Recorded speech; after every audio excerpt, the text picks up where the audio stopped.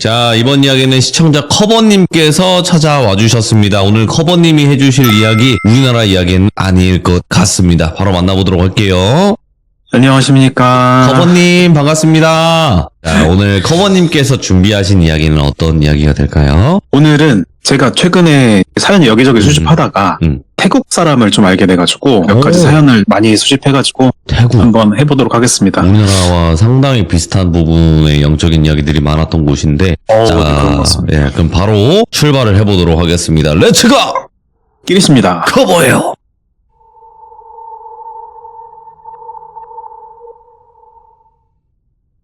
오늘 얘기는 제가 다니는 그 대학원이 있는 대학교, 거기 학부생 하나가 있어요. 교환학생인데 태국에서 온 친구입니다. 이 친구 이름을 가명으로 링링이라고 해볼게요. 링링이는 태국 방콕 근처의 작은 도시에서 나고 자랐다고 하는데 지금은 우리나라로 와서 대학교 교환학생으로 지내고 있는 상태고요. 링링이가 우리나라로 온 지도 벌써 한 1년이 넘었다는데 그동안 오며 가며 봐가지고 친하게 지내면서 많은 얘기를 나눴거든요. 근데 제가 태국 하면 또 공포 영화도 유명하고 하니까 혹시 네가 겪은 일이나 주워 들은 얘기 없냐 했더니 링링이가 자신의 고향에서 실제로 있었던 약간 무섭고도 현실적인 이야기를 해주게 된 건데, 링링이네 그 고향 동네는 작고 좀 조용한 곳이라서 범죄, 무슨 사건 이런 건 딱히 잘 안 일어나는 곳이었더래요. 그나마 가끔 일어나는 범죄라고 치면 소매치기, 자전거 도둑 이런 정도? 근데 그 평온하던 작은 마을에 큰 사건이 하나 터졌대요. 링링이가 그 중학교 3학년 때였다고 하니까 대략 지금으로부터 한 7년 정도 전 일인 것 같아요. 당시 링링이네 학교에서는 매년 가을쯤에 학생들을 대상으로 하는 큰 축제가 열렸다고 해요. 이 축제에서는 먹거리 장터도 열리고 학생들 장기자랑도 있고 동네 사람들도 다 오셔가지고 함께 즐기는 그런 분위기 좋은 그런 행사였대요. 그래서 링링이도 친구들이랑 함께 신나게 축제를 즐겼는데 그렇게 한참을 놀다가 축제가 끝나고 친구들이랑 학교를 나서는데 평소 친하던 같은 반 친구 판이라는 친구가 갑자기 가방이 없어졌다고 울먹거리면서 막 당황하기 시작했대요. 판이는 학교에서도 되게 활발하고 친구들 사이에서도 인기가 되게 많은 친구였는데 그날따라 그 중요한 물건을 가방에 넣어놨다고 했었는데 그래서 더 당황을 했던 거래요. 그래서 링링이랑 친구들이 함께 가방 찾아주려고 학교 여기저기를 돌아다녔지만 결국엔 찾지 못하고 집으로 돌아가게 됩니다. 판이는 결국 늦게까지 남아서 가방을 찾다가 어쩔 수 없이 포기하고 혼자 집으로 돌아갔대요. 근데 이상한 게 그 다음날이 됐어요. 아침이었는데 판이라는 친구가 학교에 나오질 않았다는 거예요. 근데 링링이 입장에서는 이상하게 생각이 들긴 했지만 전날 되게 심하게 그렇게 속상해 했으니 그럴 수 있겠다 싶었대요. 근데 하루가 지나고 이틀이 지나고 계속 시간이 지났는데도 판이가 학교에 나오질 않았다는 거예요. 그 링링이랑 친구들은 걱정이 돼가지고 선생님한테 물어보니까 선생님도 이 판이랑 연락이 안 된다고 하시더래요. 그러면서 전체적으로 마을 전체가 조금씩 웅성거리는 분위기가 생긴 거예요. 판이 어디 갔을까? 집안에 뭔 일 생겼나? 여러 가지 소문들이 퍼져나가기 시작한 거죠. 근데 사건이 일어난 지 정확히 한 3일째 되는 날 아침에 되게 충격적인 소식이 학교에 퍼졌다고 해요. 판이가 실종 확정이 됐다는 거예요. 그래서 학교는 비상에 걸렸고 경찰이 학교로 찾아와서 학생들한테 판이 마지막으로 본 시간이 언제냐, 장소가 어디냐 이런 걸 하나하나 물어보면서 조사를 시작했다고 합니다. 그래서 링링이도 경찰분 앞에서 진술을 하면서 그날 축제 끝나고 판이 그 가방이 없어졌던 일부터 해가지고 집으로 돌아갔던 순간까지 자세하게 자기가 아는 한 최대한 얘기를 했다고 해요. 근데 경찰 조사는 꽤나 꼼꼼하게 오래 이어졌고 그 과정에서 전체적으로 학교라든가 동네 분위기가 좀 어두워지고 그랬대요. 아까도 말씀드렸지만 이 작은 마을에서 큰 사건이 없었다고 했는데 학생이 실종됐다. 이거는 한 번도 없었던 큰 사건이었기 때문에 좀 심각했나 봐요. 다른 그런 실종보다도. 그리고 며칠 정도 지났을까? 경찰이 그 학교 뒤편 숲에서 판이의 가방을 발견하게 돼요. 링링이랑 친구들은 그 소식을 듣자마자 학교가 술렁거리면서 난리가 났대요. 근데 그 가방 안에는 판이의 소지품이 그대로 있었지만 다만 한 가지 이상한 것이 있었다고 하는데 판이가 가장 소중히 여기던 지갑이랑 가족사진 그리고 휴대전화까지는 그대로였는데 그 학교에서 메고 다니던 태국이 다 그런지 모르겠는데 이 얘기에서 듣기로는 학생증을 이렇게 목걸이처럼 메고 다녔다고 하더라고요. 그 학교의 특징일 수도 있고요. 하여튼 그 메고 다니던 학생증만 사라져 있었던 거예요. 근데 여기 되게 이상하잖아요. 지갑이랑 돈 되는 거라 냅두고 그것만 없었다는 게. 그래서 수상하게 여기고 경찰이 수색 범위를 학교 주변으로 좁혀서 본격적으로 조사를 시작해 봅니다.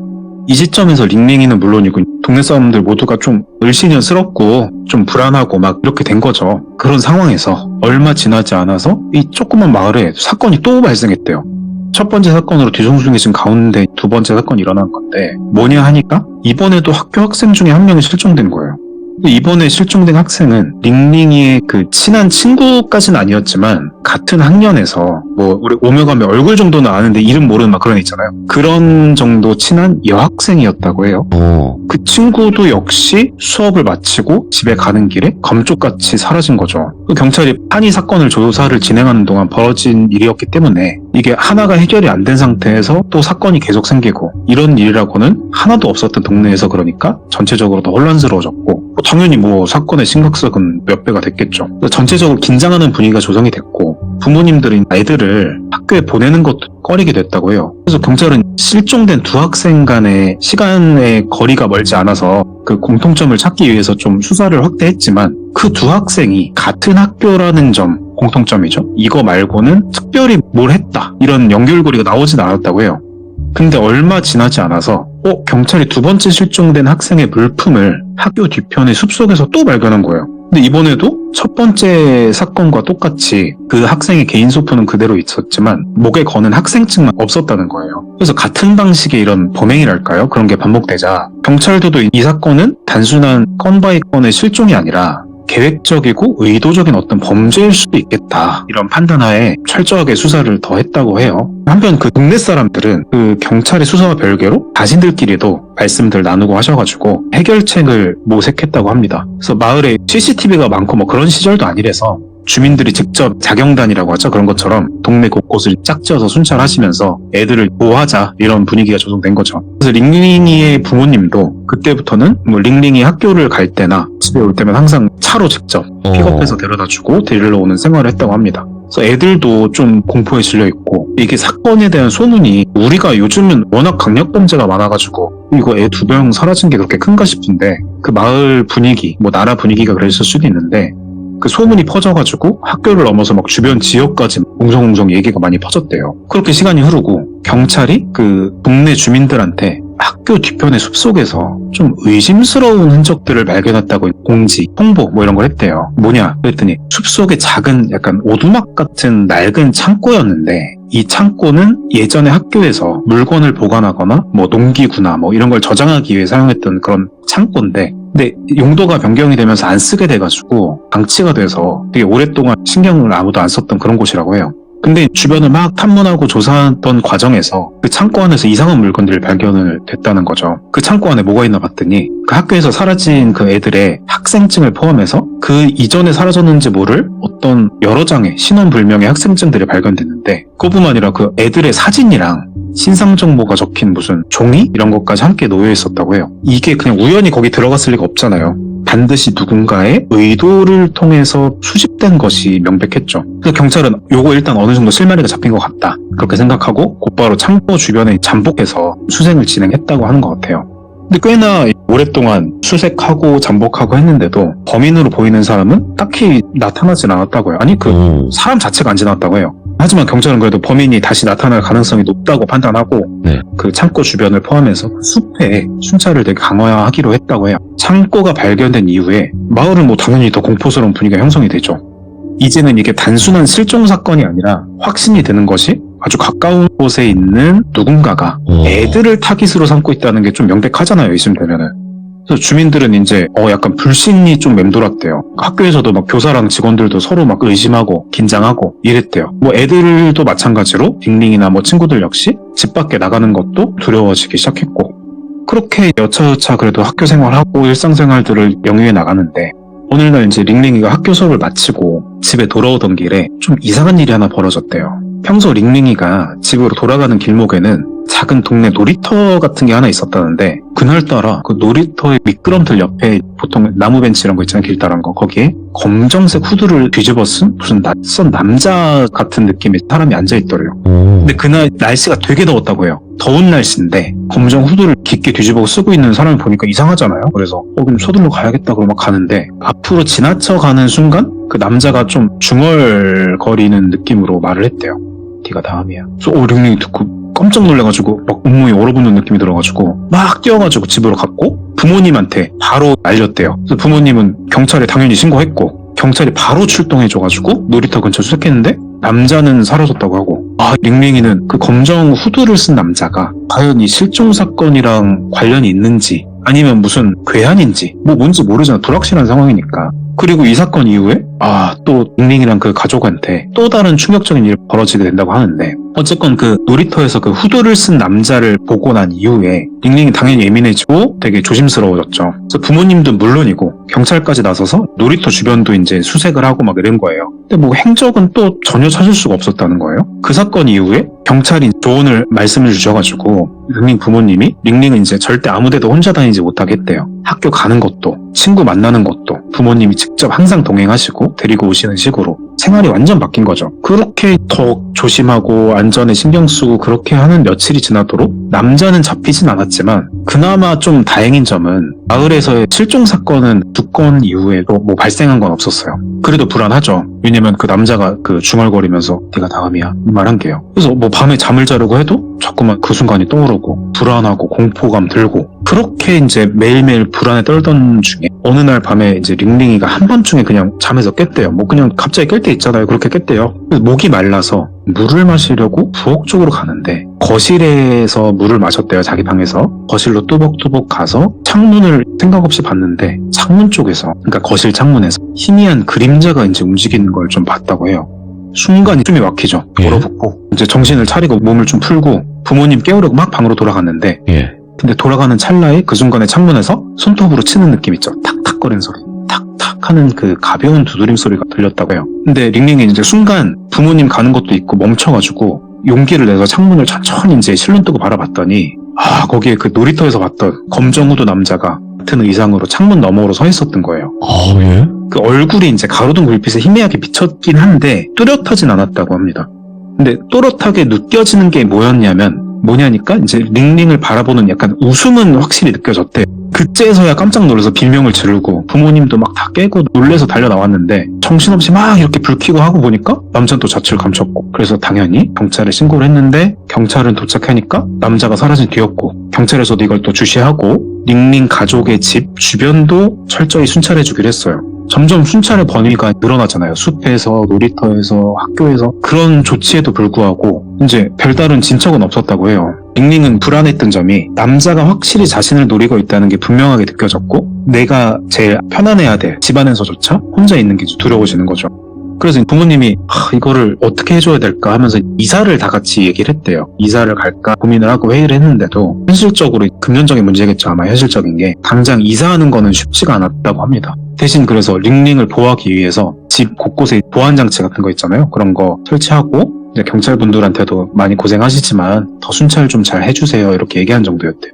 근데 여기서 얘기가 조금 반전같이 되는 게 있는데 어느 날 그 링링의 부모님이 학교에서 열리는 학부모 모임에 참석을 했을 때였대요. 그 사건이. 다른 학부모들끼리 최근 사건에 대해서 얘기를 하던 중에 한 학부모님이 갑자기 조심스럽게 말을 꺼냈대요. 그분 말을 따르면 최근에 그 링링네 집 근처로 이사 온 남자가 있는데 그 남성은 학교 근처를 배회하면서 아이들 좀 관찰한 것 같기도 하고 내가 좀 긴장하고 예민해서 그렇게 보이는 걸 수도 있지만 남자라니까 그 사람인 것 같기도 하다. 근데 이제 이 얘기가 그분뿐만 아니라 동네 사람들 사이에서도 좀 이상한 남자 있는 것 같다는 얘기가 돌고 있었기도 했고 그래서 허위로 신고가 될 수도 있지만 그래도 경찰한테 얘기가 들어가기도 했고 그랬대요. 그래서 링링 부모님이 이 말을 듣자마자 그 집 위치가 정확히 어디예요? 그랬더니 위치를 들으니까 이제 깜짝 놀랐대요. 왜냐면 그 집이 링링이 자주 가던 그 아까 그 말씀드린 놀이터 있죠. 그 놀이터 맞은편에 작은 골목이 있는데 그 안쪽이라는 거예요. 그러니까 링링이 집 기준으로 크게 멀지 않은 곳. 그러니까 링링 부모님은 이게 좀 수사에 도움이 될까 싶어서 경찰한테 이 사실을 바로 알려드렸고 경찰이 바로 그 남자의 집을 조사했대요. 근데 집에 따고 들어간 게 아니고 이제 찾아가니까 있더래요, 사람이. 그래서 그 남자가 예상보다 되게 순순히 들어오시라고 집안 조사하라고 허락했대요. 근데 집에서 놀라운 물건들이 발견이 되는 거예요. 여기 실종된 학생들, 학생증, 창고에 있던 물건들 있잖아요. 그게 다 쫙 그 남자 집에 있더라는 거죠. 이거 빼박이잖아요. 그럼 실종 사건의 범인이거나 최소한 보수적으로 봐도 이 사건과 연관 있는 사람은 분명한 거니까. 근데 여기서 또 이상한 게 발견된 게 그 남자가 주장하기를 자기는 절대로 그 링링의 집에 직접 간 적이 없다. 링링이 봤다는 검정 후드를 입은 사람은 내가 절대 아닙니다. 그래요, 뭐 실종 사건 그거는 난 잘 모르겠지만 나 이거 그냥 주순 거다 뭐 이렇게 되도 않는 변명했겠죠. 예. 근데 확실한 거는 링링 집에 그 당시에 가지 않았다는 알리바이를 증명할 수 있을 만한 확실한 증거들을 제시를 했대요. 이거를 제가 듣진 못했어요. 근데 거기서 납득할 만한 증거였으니까 받아들여졌겠죠. 실제로 그 경찰 조사 결과 그 남자가 링링 집 창가에서 발견된 시간은 전혀 다른 장소에 있었던 것이 증명이 됐다고도 해요. 좀 혼란스러우시는 거죠. 분명 이 사람이 실종 사건의 용의자로서의 충분한 조건을 갖출 만한 증거는 다 나왔지만 링링이의 집에 나타났던 남자는 절대 아닌 거는 또 명백해졌으니까요. 예. 그러면 링링이가 봤던 그 남자의 정체는 도대체 뭐였을까? 그런 이제 어떤 경찰과 사람들의 혼란 속에서 이제 링링 가족은 불안을 떨칠 수가 없죠. 그 사람이 아니니까. 어쨌든 그 검정 후드의 남자가 밝혀지지 않은 상태였고 여전히 링링이 주변을 배회할 가능성이 남아있으니까. 그래서 밤마다 작은 소리에도 깜짝깜짝 놀래고 하루하루가 막 긴장과 막 불안의 연속이었겠죠. 링링이는 얘 진짜 이렇게 살아서는 안 되겠다 결심이 드셨대요. 이사는 그때 힘들다고 했으니까 한동안 외할머니 댁에 링링을 보내서 지내게 했대요.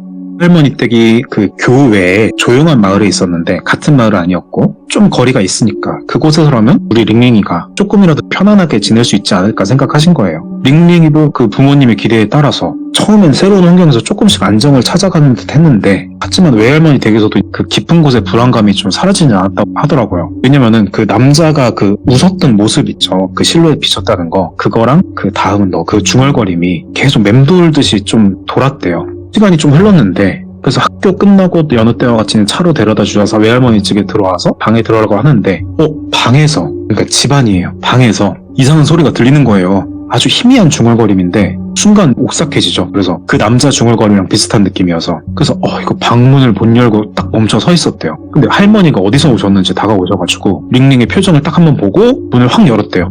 그러니까 방 안에 아무도 없었어요. 꼼꼼히 둘러봤는데 그냥 텅 빈 방이었고 링링이는 내가 이게 진짜 예민하구나 헛소리 들은 것 같다 하면서 스스로 좀 달래는데 갑자기 외할머니가 심각한 표정을 막 링링이 쳐다보면서 한마디 물어보시는 거예요.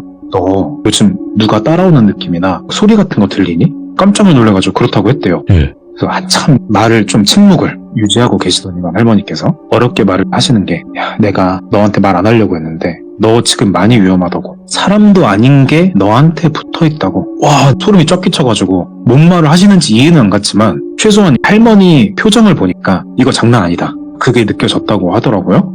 알고 보니까 링링의 외할머니께서 태국에서는 뭐라고 하는지 제가 잘 모르는데 아무튼 우리나라로 치면 영적인 감각이 매우 예민한 분이셨다 뭐 그런 분인데 링링이를 처음 할머니 댁에 데리고 온 순간부터 걔 뒤에 뭔가 붙어있는 걸 눈치채고 있었다는 거예요. 다만 애잖아요. 지금 대학생인 애가 들려준 옛날 얘기니까 어린 손녀가 무서워할까봐 이제 말을 안 했던 거예요.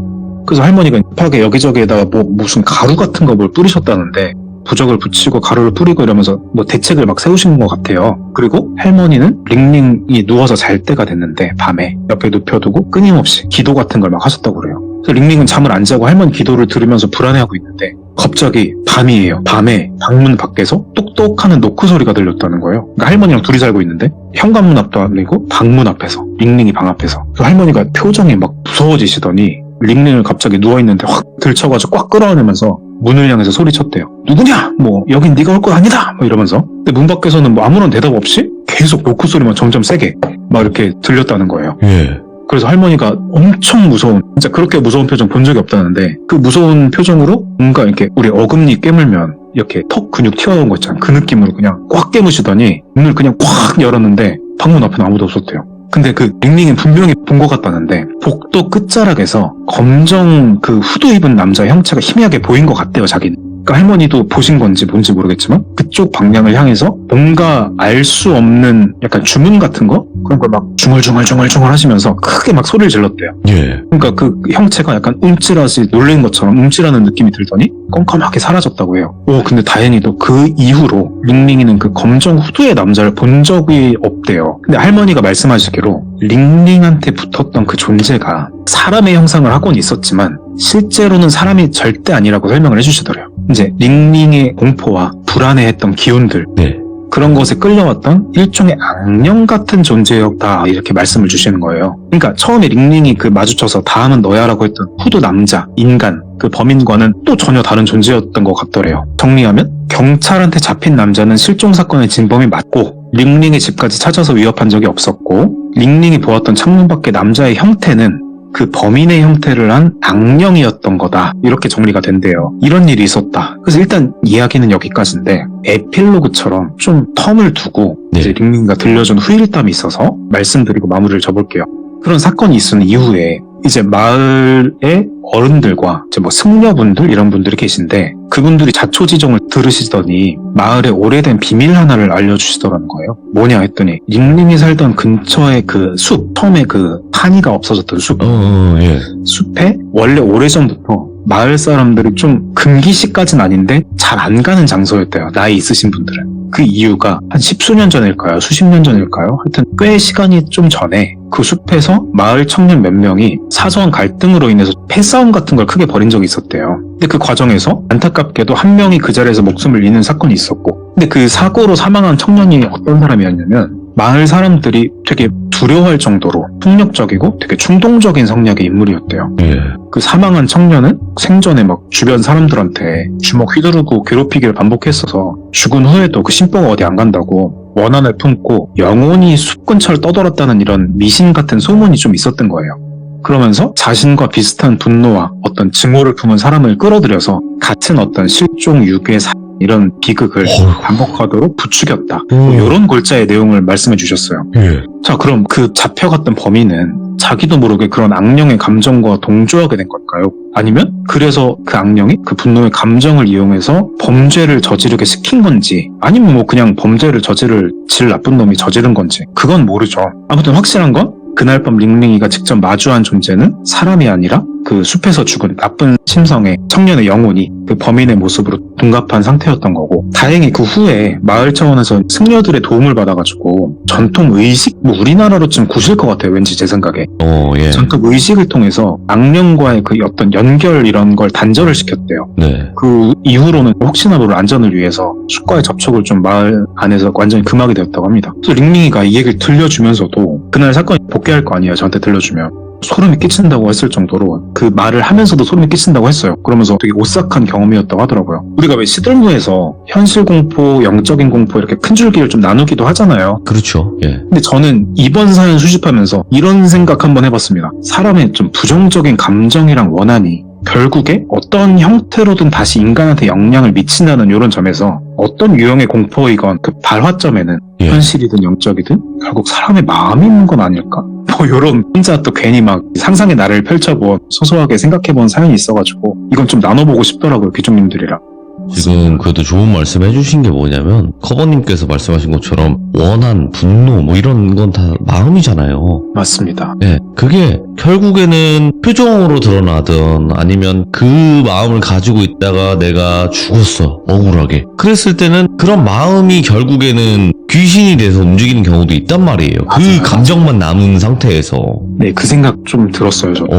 그러니까 이게 연관이 없진 않을 것 같다라는 생각을 해요. 네.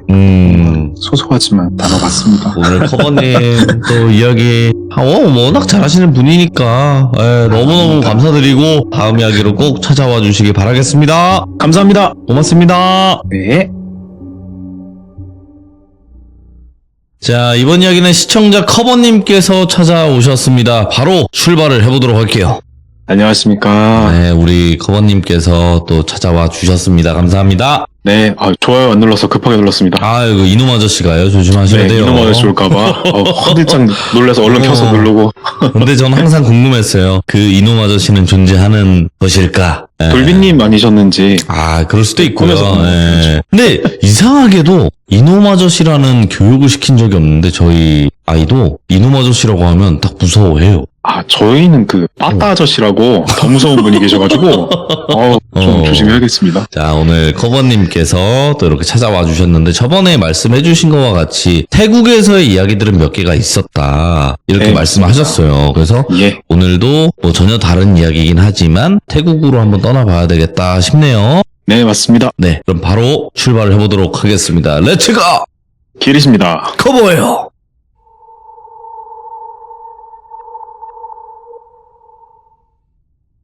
제가 전에 태국에서 온 그 링링이라는 그 친구한테 들은 얘기 해드렸었는데, 오늘 태국 2편인데요. 그 링링이가 간단하게 소개해드리면, 제가 다니는 학교 학생인데 교환학생이고 지금은 한국에 있습니다. 한국말 되게 잘하는 친구고, 어쨌건 그 링링이가 태국 방콕 출신이에요. 근데 방콕 하면 보통 떠오르시는 게 다양할 수도 있는데, 보통 생각하면 뭐 관광지, 먹거리, 그리고 우리 이제 야시장이라는 게 있다고 해요. 유명하다고. 네. 그래서 오늘 얘기는 링링이 얘기는 아니고 링링이의 친한 언니가 겪은 일인데, 실제로 방콕에 있는 한 야시장에서 벌어진 얘기라고 해요. 그 방콕 야시장 분위기를 아시는 분은 뭐 다 아시겠지만 정말 인파가 어마어마하다고 해요. 특히 유명한 야시장일수록 그 온갖 음식 냄새, 사람들 떠드는 소리, 가게 사람들, 뭐 주인분들 호객하는 소리, 네. 그리고 흥정하는 소리, 뭐 이런 게 막 뒤섞이면서 그거만의 되게 독특한 분위기가 좀 있다고 해요. 그리고 대부분 시장 조명이 노랗거나 빨간빛이라고 하는데, 그래서 전체적인 분위기가 밝다기보단 약간 음침한 느낌도 있고요.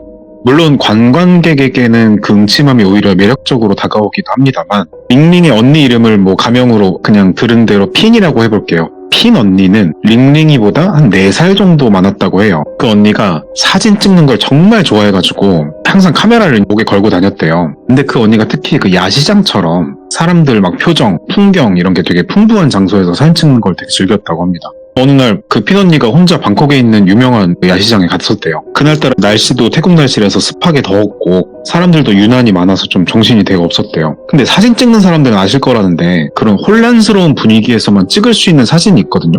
그 핀 언니도 그런 장면을 좀 놓치기가 싫어가지고 열심히 시장 여기저기를 돌아다니면서 사진을 찍었다고 합니다. 그렇게 한창 사진을 찍으면서 야시장 골목을 헤매던 중이었대요. 그 시장 골목 구석에 되게 허름한 가게가 하나 있었는데, 유난히 특히나 더 어둡고 낡은 그런 분위기라서 눈에 띄었대요. 그게 외관이 간판도 제대로 없고 조명도 약간 희미하게 좀 켜질랑 말랑 그런 정도였다고 해요. 보통 구매하는 사람이나 그런 사람들이면 지나칠 수도 있겠지만, 언니는 그런 특이한 분위기를 좋아하니까 그 가게 사진 찍으려고 카메라를 들었대요. 들고 사진을 딱 찍으려고 하는데, 그 가게 안에서 나이가 좀 있는 노인 한 분이 천천히 걸어 나오시더랍니다. 그래서 언니가 눈치가 보이기도 하니까 얼른 카메라 내려놓고, 죄송합니다, 뭐 사진 찍어도 될까요? 뭐 이런 식으로 물었대요. 예. 그러니까 그 노인분이 뭔가 뭐 알아들을 듯 못 알아들을 듯 고개를 끄덕이는 걸 미세하게 하면서 되게 어색하게 미소를 지으셨대요. 그래서 핀 언니가 감사의 의미로 태국말로 감사하다가 컵쿤카 뭐 이렇게 발음이 맞는지 모르겠는데 이러면서, 네, 뭐 그런가 봐요. 그러면서 미소로 화답을 하고 사진을 몇 장 찍었대요. 사진 찍고 있는데 언니가 갑자기 소름이 확 돋더랍니다. 그날 날씨가 뭐 더웠다 했잖아요. 근데 이상하게 그 찰칵하는 순간부터 공기가 좀 차갑게 느껴지더래요. 예. 그래서 뭐 에어컨이 있나 둘러봐도 그런 건 없고 그냥 뭐 희미한 전구 하나만 있고, 그래서 좀 이상하긴 했는데 뭐 그냥 기분 탓이겠거니 하고 일단 얼른 벗어나기로 했대요. 그렇게 가게 앞을 벗어나서 시장 골목으로 다시 돌아왔고, 언니는 사진을 찍던 것을 다시 이어가려고 했대요. 근데 이상한 점이 생겼던 게, 이상하게 그 이후로 찍는 사진마다 사진이 흐릿하게 나오거나 조명이 뭐 빛 반사가 이상하게 되는 뭐 그런 식으로 평소와는 다르게 그 사진에 계속 문제가 생겼다고 해요. 그래서 오늘 내가 좀 사진 찍는 뭐 컨디션이 별론가 뭐 이러면서 언니는 별 생각 없이 그날 찍은 사진을 대충 확인만 하고 집으로 돌아갔대요, 그냥. 그래가지고 그날 집에 돌아온 그 핀 언니가 평소에 찍었던 사진들을 컴퓨터에 옮겨서 하나씩 우리 하듯이 뭐 넘기면서 확인을 하고 있었대요. 사진 찍는 걸 이분이 진짜 좋아한다고 했잖아요. 그래서 보통 찍은 사진을 바로 그날 저녁에 이런 식으로 보면서 마음에 드는 사진은 편집도 좀 하고 SNS 이런 데도 올리고 그랬대요. 근데 이상하게도 사진을 쭉 보니까 그날 찍었던 사진 중에서 문제가 생기기 시작했던 게, 아까 그 허름한 가게, 그 사진부터가 좀 이상하게 나오기 시작했다는 거예요. 처음엔 사진이 전부 흔들렸다고 해야 될까요? 초점이 아예 나가거나 어둡고 뿌옇게 찍힌 사진이 많았다고 해요. 근데 그럴 리가 없다, 내가. 왜냐면은 이 핀 언니라는 사람이 좋아하기도 하지만 사진을 되게 오래 찍은 사람이라서 대놓고 흔들린 사진을 찍을 정도로 막 초보는 아니었거든요. 그렇게 한 장, 두 장 사진을 넘기다가 이상한 걸 좀 발견을 했대요. 사진 속에 뭔가 희미한 형체가 찍혔다는 거예요. 처음엔 그 형체가 너무 흐릿하고 희미해서 뭔지 잘 몰랐는데, 확대를 해가지고 사진을 봤더니 언뜻 보기에는 사람이 서 있는 것 같은, 마치 우리 흔히 공포 얘기에 나오는 심령사진이라고 하죠, 뭐 그런 것처럼. 근데 문제는 언니가 사진을 찍을 때 당시에 그 자리에 이렇게 희미하게라도 흔들릴 만한 피사체가 될 만한 어떤 사람은 분명히 없었다는 거예요. 시장의 그 허름한 가게 앞에 노인 한 분, 그 사람 외에는 그 순간 아무도 없었으니까요. 근데 조금 더 확대를 해서 찬찬히 보니까 그 사람 형체가 되게 특이했어요. 정확히 표현하자면 몸은 사람인데 이상하게 목과 머리 부분이 뭔가 좀 흐릿하게 비틀어져 있는 모습이었다고 해요. 그래서 이게 카메라 렌즈 문제거나 뭐 빛 반사 때문에 그럴 수도 있다 하면서 좀 분석을 나름 해봤대요. 근데 이제 확대를 하고 여러 사진들을 넘겨볼수록 그 형체들이 찍힌 것들이 너무 명확하더라는 거예요. 심지어는 느낌일 수도 있지만 핀 언니가 사진을 찍을 때 정확히 카메라를 응시하고 있는 것 같은 느낌마저 들었다고 해요. 그게 약간 표정이 느껴지는 게 뭔가 평온하긴 좀 힘든데 불편한 표정이었고 미소 짓는 것 같은데 비웃는 것 같기도 하고 뭐 그런 불길한 느낌이 좀 들었대요. 그래서 그냥 사진을 끄고 그날은 그냥 컴퓨터 끄고 잊어버리려고 했답니다. 그렇게 시간이 며칠이 지났대요. 핀 언니는 그 사진은 완전히 까먹을 정도가 됐고 평범하게 일상생활을 보내고 있는데 그러던 어느 날에 갑자기 컴퓨터를 켜보니까 바탕화면에 사진이 한 장이 떠 있었대요. 그래서 내가 뭔가 좀 드래그 해놨나 싶어서 확인했더니 근데 하필 그 나와 있는 사진이 또 그때 그 시장에 이상한 형체가 찍힌 그 사진이었다는 거예요. 당연히 깜짝 놀래죠. 자기가 그 사진을 바탕화면에 띄워놓을 이유도 없고 근데 컴퓨터를 누가 뭐 조작할 일도 없고 자기가 혼자 사는데 근데 더 이상한 건 그 사진 속 그 흐릿한 사람 느낌이 나는 모습이 처음 봤을 때보다는 훨씬 더 뚜렷하게 나타나 있었다는 거예요. 근데 이게 같은 사진이거든요. 그날 찍은. 이걸 뭘 확대나 뭐 수정하거나 그런 것도 아닌데 원래 있던 사진이 점점 뚜렷하게 나타나고 있는 느낌. 너무 무섭죠. 그래서 사진을 그냥 삭제하는 거 있잖아요. 완전 삭제. 그런 식으로 삭제를 하는데 이것도 기분 탓일 수 있는데 삭제 버튼을 딱 뭐 엔터나 뭐 하여튼 뭘 지우는 버튼 누르는데 그 사진 속 형체 입이 있을 법한 위치가 미세하게 올라가는 것 같은 느낌을 들었대요.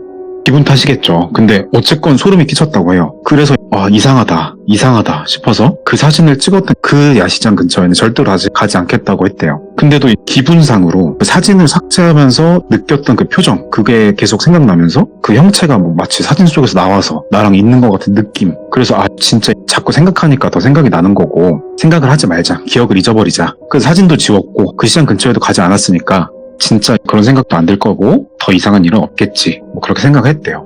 근데 핀 언니의 생각과 달리 일상 속에서도 계속 이상한 일들이 생기기 시작했다는 거예요. 첫 번째로 이상했던 일은 핀 언니가 다니던 대학에서 생겼대요. 예. 핀 언니가 강의를 듣기 위해서 수업 시간에 강의실에 앉아 있는데 뭔가 이렇게 기묘한 느낌이 들었대요. 그 느낌 뭐냐면 그 강의실 맨 뒤편에서 누군가 계속해서 자신을 보고 있는 듯한 그런 기분이 들었다는 거예요. 우리도 가끔 왜 괜히 느껴지는 시선 있잖아요. 뭔가 이렇게 확실하게 말을 못해도. 그래서 그런 느낌을 받아가지고 핀 언니가 뒤를 얼른 돌아봤대요. 근데 당연히 강의실 맨 뒤쪽은 빈자리가 있었는데 아무도 없었대요. 사람은. 그래서 헛것이다. 기분 탓이다. 뭐 당연히 그렇게 생각을 했고. 근데 그게 진짜 이상한 게 강의를 듣는 내내 그 쳐다보는 느낌이 계속 이어지는데 그게 되게 점점 형체를 가진 듯이 머릿속에서 강렬해져서 되게 수업에 집중이 안 될 정도로 그래서 좀 이상해가지고 친구랑 같이 나가면서 수업 끝나고 핀 언니가 친구한테 물어봤다고 해요. 혹시 뭐 수업 시간에 누가 내 뒤에 들어왔었냐? 뭐 이런 식으로. 친구들은 뭐 당연히 아무도 없었다고 했죠. 그래서 이때부터는 뭔가 이상하다는 느낌이 좀 강해졌고 그런 사건이 좀 있었고 며칠 뒤에 또 다른 이상한 일이 생겼다고 해요. 핀 언니가 집에서 혼자 자기 전에 침대에서 핸드폰을 하고 있었어요. 그러다가 잠들 때 우리 의뢰 그렇듯이 불을 껐는데 문득 천장 쪽에서 희미한 그림자가 움직이는 듯한 불을 꺼서 정확한 건 아니지만 어둠 속에서도 음영이 더 깊으면 뭔가 형체가 다르잖아요. 그런 식으로 어떤 형체가 움직이는 듯한 느낌이 들었대요. 천장에서. 그래서 이게 창문에서 들어온 불빛 때문에 뭐가 반사가 되는 건가 그러면서 천장이니까 팔도 안 닿고 뭐 잠을 그냥 청하려고 했는데 그때 침대 옆에서 소리가 들리는 거예요. 처음으로. 소리는 처음이었대요. 근데 그 소리는 뭔가 바닥을 천천히 긁는 소리 같았대요. 무서웠지만 뭐 확인을 해야겠다 생각이 들어서 핸드폰 후레쉬를 켜고 침대 옆을 쓱 비춰봤대요. 바닥엔 아무것도 없었고 그냥 평범한 상태였고 그래서 이제 상황적으로는 안심할 만한 상태가 됐으니까 안심할 수 있어 나는 괜찮아 이러고 있는데 방 구석에서 그 순간에 더 선명하게 부정하기 좀 힘든 어떤 형체가 움직이는 게 보였다고 해요. 그래서 급하게 방 불을 켜서 전체를 둘러봤죠. 근데 아무것도 없었고 근데 그 진짜 이상한 거는 방 불을 켜도 마치 그 첫 번째 사건 때 뭔가 눈에 보이지 않는 시선이 나를 쳐다보는 듯한 그게 또 느껴졌다는 거예요. 싸한 느낌이. 또 그날 밤에 일단 결국 제대로 잠을 못 잤다고 해요. 그래서 다음날 언니 학교에서 친한 친구들한테 그간 일어난 일들을 쭉 조심스럽게 말을 해봤다고 합니다. 친구들은 당연히 뭐 스트레스 받아서 그런 거 아니냐, 뭐 기가 허한 거다, 뭐 이런 식으로 말했겠죠. 대수롭지 않게. 근데 딱 한 친구만 조금 진지하게 들어주더랍니다. 친구가 약간 신기, 한국말로 신기겠죠? 뭐 신기 같은 게 있는 친구였는데 핀 언니 얘기를 듣더니 표정이 좀 진지해지면서 굳었대요. 그러면서 조심스럽게 말 꺼내는 게 피나 너 혹시 최근에 네 맨날 사진 찍고 다닐 때 이상한 거 찍힌 적 있냐고. 그래서 깜짝 놀래가지고 사진 얘기를 했죠. 그러니까 아주 조용하게 나지막히 말을 하는데 사진 있냐고, 아니면 뭐 삭제했으면 복구할 수 있냐고, 뭐 한 장이라도 있냐, 나 한번 봐야 될 것 같다. 그래서 뭔가 알 수 없는 좀 불안감 이런 게 있으니까 친구랑 함께 사진 복구하려고 했대요. 그 휴지통에 버리고 삭제했던 거를. 그래서 복구를 하고 휴지통에 있는 걸 꺼내려고 했는데 휴지통도 없고 뭐 파일도 없고 삭제했던 그 사진은 다시 나타나진 않았대요. 그러니까 친기 있는 친구가 사진을 확인할 수 없다. 그럼 진짜 미안한데 혹시 모르니까 다시 그 야시장에 한번 같이 가보자고 제안을 했다고 해요. 피노님 당연히 싫죠. 너무 무섭고 다시 가는 게. 하지만 친구가 이게 빨리 해결하지 않으면 더 심각한 현실을 침범하는 일이 생길 수도 있다. 단호하게 되게 얘기를 해가지고 좀 고민을 하다가 어쩔 수 없이 같이 따라갔다고 합니다. 그래서 좀 마음의 준비를 하고 뭐 얘기도 좀 듣고 하면서 며칠 뒤에 피노 언니는 그 신기 있는 친구랑 함께 다시 야시장으로 갔대요. 처음에는 시장 분위기도 밝고 뭐 북적거리고 막 화려해가지고 오히려 막상 가보니까 불안감이랑 공포심 같은 게 조금 덜했대요. 그래서 괜찮나? 그러면서 좀 안심을 하던 찰나에 좀 문제가 생기는 거는 그 사진을 찍었던 그 골목 쪽으로 다가가니까 다시 찾게 되니까 이상했대요. 그 가까이 갈수록 심리적인 건지 실제로 뭐 영적인 건지 이상한 압박감이 점점 강해지는 걸 느꼈다고 해요. 그러니까 약간 우리 몸 전체가 엄청 무슨 무거운 무게에 눌리는 것처럼, 이건 전해 들은 거 아니고 제 느낌인데 마치 우리 어렸을 때 햄버거 할 때 눌리는 그런 압박일 것 같아요. 가슴 답답하다고 하는 거 봐서는. 친구도 뭔가를 느끼고 있었는지 표정이 되게 심각했었대요. 그 신기 있는 친구도. 친구가 좀 앞장서서 조금씩 천천히 골목 안쪽으로 들어가면서 또 뭐라고 중얼중얼거리더래요. 그러니까 그게 뭔가 하고 나중에 얘기 들어보니까 뭔가 나쁜 기운을 쫓으려고 지가 알고 있던 태국의 전통 기도 같은 걸 속으로 계속하고 있었다고 하네요. 그래서 그 핀 언니가 골목 입구에 딱 발을 들여놓은 순간에 갑자기 친구가 돌아서서 팔을 딱 잡고 멈춰 세웠대요. 핀 잠깐 멈춰라고. 뭐 있다고. 그렇게 말하니까 핀 언니가 갑자기 손이 쫙 돋으면서 딱 멈췄죠. 근데 그때 친구가 갑자기 그때 중얼거리면서 되게 차분한 친구였는데 갑자기 뭐를 보면서 얼굴이 새파랗게 질리기 시작했다는 거예요. 핀 언니는 이제 그 뭘 보는지 너무 궁금하면서도 뭐 두렵기도 하고, 그래서 그 친구의 시선을 천천히 바라보는 곳으로 따라가 봤대요. 그러니까 그 순간에 따라가 보니까 골목에서도 되게 깊은 끝쪽에 희미한 형체 하나가 서 있는 걸 봤다고 해요. 근데 형체는 사람 같긴 했는데 정확하게 사람이라고 말하기엔 뭔가 좀 굉장히 이상했답니다. 그 사진에서처럼 형체의 얼굴은 제대로 보이지 않았지만 그냥 윤곽만으로도 이거 보통 사람 아니다 뭐 이런 걸 느낄 수가 있었대요. 그게 약간 느낌이 누군가가 어두운 그림자만 남겨놓고 실제 몸은 이렇게 쏙 빼버린 것 같은 그런 느낌이었대요. 근데 더 무서운 사실이 그 형체가 골목 끝에서부터 되게 천천히 아주 조금씩 그 두 사람을 향해서 움직이기 시작했다는 거래요. 친구는 이제 급하게 피더니를 데리고 골목 밖으로 뛰쳐나왔다고 해요. 이제 숨 차니까 숨을 몰아쉬면서 친구가 말했대요. 야, 너 이거 보통이 아니다. 너 절대 다시 이 시장 오면 안 되고 저거는 그냥 귀신이 아니라고. 누군가 이곳에다가 뭔가 나쁜 걸 불러서 심어놓은 거라고. 근데 네가 그 사진을 찍었을 때 무슨 연유인지 모르겠는데 그게 너를 정확히 주시하고 알아챈 것 같다고. 핀 언니는 친구 말을 듣고 이제 진짜 무섭죠. 내가 도대체 뭘 찍은 걸까? 그 형체는 정확히 뭘까? 하면서 머리가 막 복잡한데 그때까지만 해도 그 핀 언니는 그게 그냥 귀신이든지 뭐든 간에 그냥 자신이 직접적인 어떤 피해를 보지 않으면 괜찮지 않을까 그 정도 생각을 했대요. 그래서 그때 들고 갔던 사진기가 폴라로이드 이렇게 쭉 나오는 거. 그래서 그거를 무슨 연유에서 그랬는지는 진짜 이건 설명을 들어도 모르겠는데 그냥 가면서 뭔가 아쉬움이었을까요? 뭔가 궁금증이었을까요? 그냥 사진을 딱 찍고 막 흔들면서 뛴 거죠.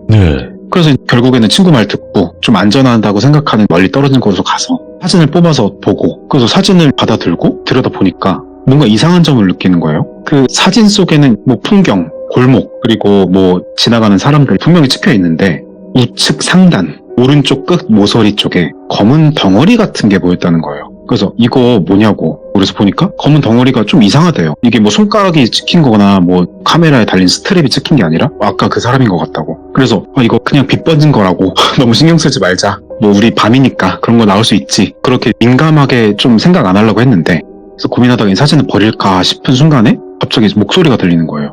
사진 잘 나왔어요? 뭐 이런 식으로 말했대요. 그래서 친구가 말하는 줄 알고 뭐 잘 나왔다니 무슨 장난도 아니고 이 상황이 무슨 장난이냐. 근데 말을 하다가 말을 끊었대요. 왜냐면 친구가 옆에 뒤에 오고 있는 줄 알았는데 좀 떨어진 곳에서 천천히 걸어가고 있었던 거예요. 귓속말을 하기엔 좀 멀리 있었던 거죠. 그래서 서늘하고 막 심장이 쿵쿵 튀니까 그러면서 자기도 모르게 손에 든 사진이 미끄러져 바닥에 툭 떨어졌는데 급하게 사진을 줍고 다시 사진을 확인했는데 이게 더 소름이 돋았대요. 왜냐면 아까 그 검은 덩어리가 사진에서 좀 이동이 돼 있는 거예요. 그래서 막 뛰어가가지고 친구야 이러면서 이거 보라고. 아까랑 좀 다른 것 같지 않냐? 아니다. 우리 착각하는 거다. 일단 이 야시장 나가자. 나가서 그날 밤이 됐고 그 이후로 신경이 계속 쓰이고 그래가지고 그 사진은 버렸고 분명히 버렸는데 다음날 일어나서 확인을 해보니까 우리가 뭐 흔히 공포에서 얘기 들었던 것처럼 사진이 처음부터 탁자에 있었던 것처럼 책상 옆에 있는 거예요. 침대 옆에. 근데 사진 속 검은 덩어리는 형체가 더 커져가지고 사진을 한 반쯤 채워 있었고 그래서 이거 안 되겠다. 미치겠다. 이거는 진짜 확실하다. 내가 뭐 흘린 거라고 쳐도 이건 확실한 거니까 이걸 잡아 찢으려고 했대요. 그냥 찢어서 어떻게 갈기갈기해서 버리려고. 근데 진짜 이상한 게 사진이 쇠처럼 단단한 건지 내 손에 힘이 빠진 건지 찢어지지 않는 거예요. 이거는 이제 착각 아니야. 우연도 아니다. 와 소름이 팔뚝도 쫙 올라오는데 그때 핌의 방문 밖 복도에서 집안의 복도죠. 밖은 아니고 삐걱하면서 무슨 발소리 같은 게 들렸대요. 핌은 혼자 살고 있었고 아침 시간은 아무도 집에 들어올 리가 없어요. 근데 발소리는 삐걱삐걱 점점 방 앞까지 다가왔고 문고리를 잠근 것도 아니고 문고리를 바라봤대요 그냥. 그러니까 진짜 이건 귀신 영화 같은데 저도 들으면서 문고리가 천천히 돌아가는 거예요. 영화에서 많이 보이잖아요 우리가. 그래서 거기서 꼼짝도 안 하고 그냥 문이 열리는 걸 봤대요. 그래서 문이 쭉 끼릭 열리면서 문틈 사이로 새어 들어오는 무슨 햇살 같은 게 있었겠죠? 근데 그 빛 사이로 긴 그림자가 방바닥에 스르륵 펼쳐졌대요. 형체는 안 보이고. 근데 확실한 건 그림자가 있다는 건 피사체가 있는 거고 그럼 누군가 서 있는 거죠. 그러면서 문이 쫙 열리면서 그림자가 쫙 퍼져서 사라지면서 문이 완전히 열렸는데 아무도 없었대요.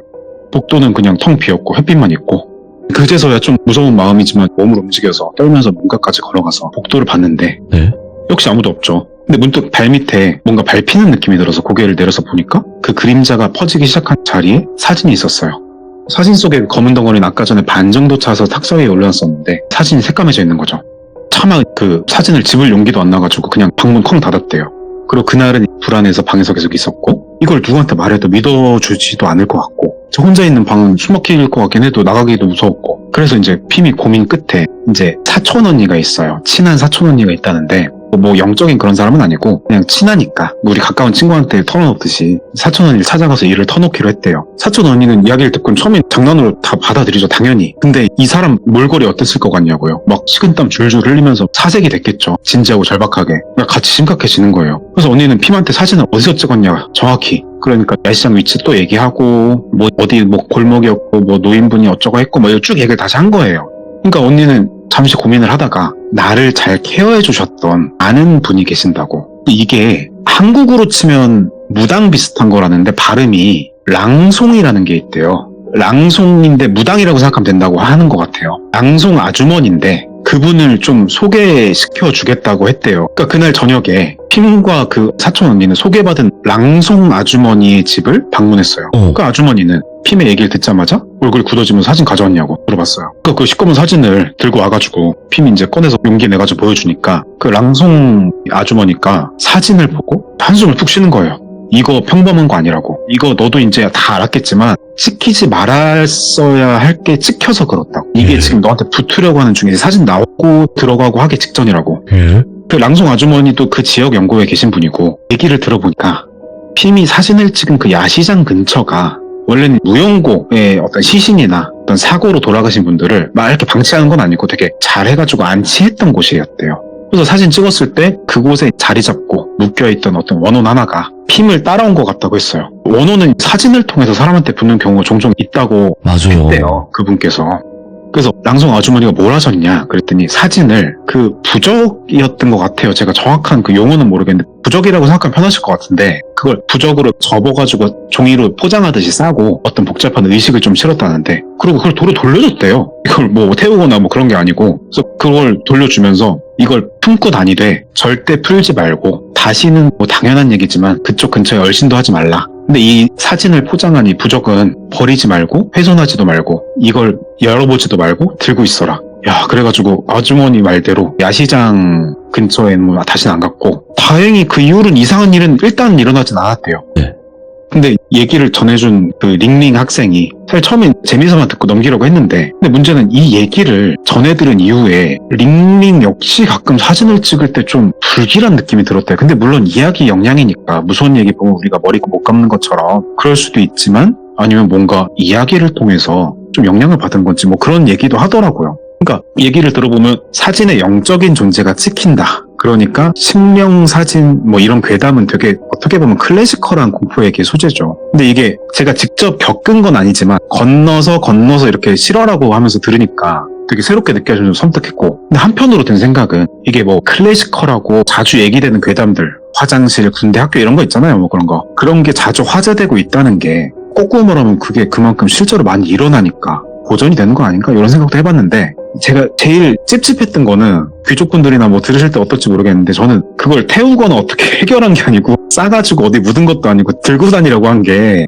저는 그게 좀 독특하면서도 되게 찝찝했던 포인트였습니다. 그래가지고 오늘은 뭐 야시장 그리고 뭐 귀신 뭐 이런 클래식한 얘기 하나 들은 게 있어서 짧지만 들고 와봤습니다. 야, 섬뜩하네요. 커버님께서 이런 이야기류도 굉장히 잘 어울리게 말씀을 잘 하시네요. 아닙니다요. 랑송? 아니, 저희에게 대부분 알려져 있는 영화 때문에라든지, 랑종이라는 단어가. 좀 맞다. 랑종 영화가 있구나. 있죠. 그게 같은 뜻인가요, 혹시? 네, 무당이라는 뜻이에요. 저는 정확히 발음을 랑송이라고 하길래.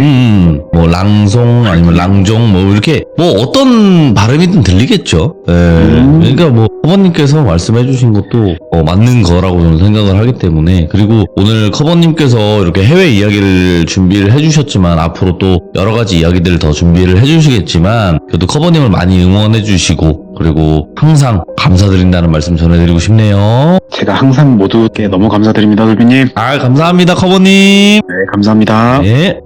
자, 오늘 커버님께서 들려주신 태국 공포 이야기도 너무나 흥미롭고 섬뜩하게 잘 들었고요. 우리 여러분들도 혹여라도 해외에서 겪은 이야기 있으시면 언제든지 들려주셔도 되니까 뭐 우리나라를 제외한 어떤 나라든 상관은 없습니다. 그러니까 꼭 들려주시길 바라겠습니다. 감사합니다.